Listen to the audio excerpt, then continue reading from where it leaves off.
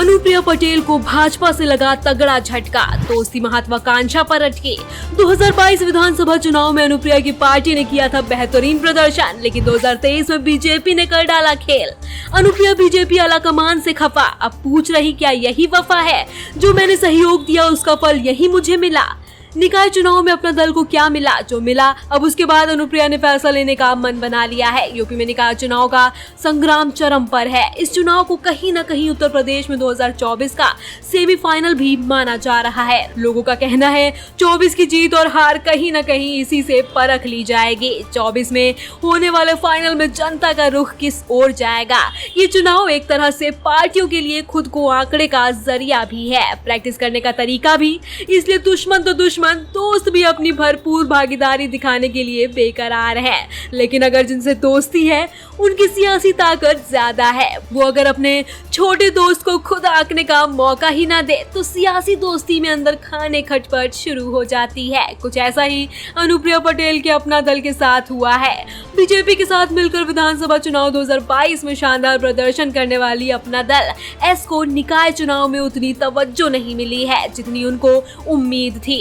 माना जा रहा है अपना दल को केवल 3 सीट दिए जाने से अनुप्रिया पटेल भी खफा है। अपना दल को लगता था कि यूपी विधानसभा में अच्छे प्रदर्शन के बाद निकाय चुनाव में बीजेपी ज्यादा सीटें देगी, लेकिन पहले चरण में केवल 3 सीटें मिलने के बाद अब दूसरे चरण के लिए अपना दल ने 70 सीटों पर दावा ठोका है।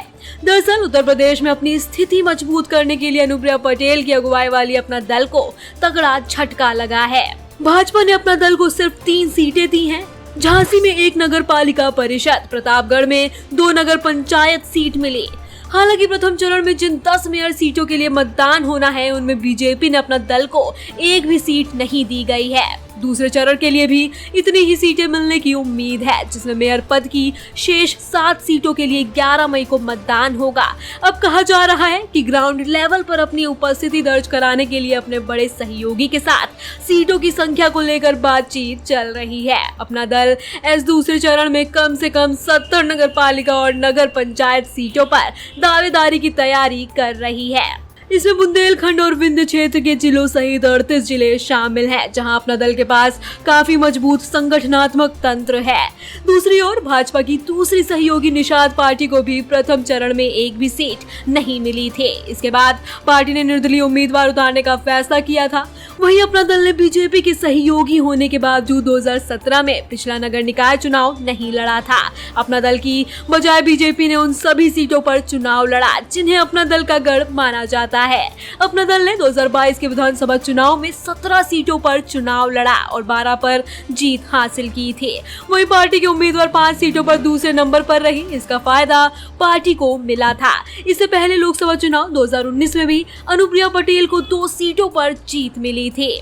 चुनाव आयोग ने उत्तर प्रदेश में अपना दल को क्षेत्रीय पार्टी का दर्जा मिलने के बाद अब पार्टी की ताकत में दुगना दमखम दिया है। इसलिए अनुप्रिया पटेल को लगता है कि अब उसे पहले से ज्यादा सीटें मिलनी चाहिए।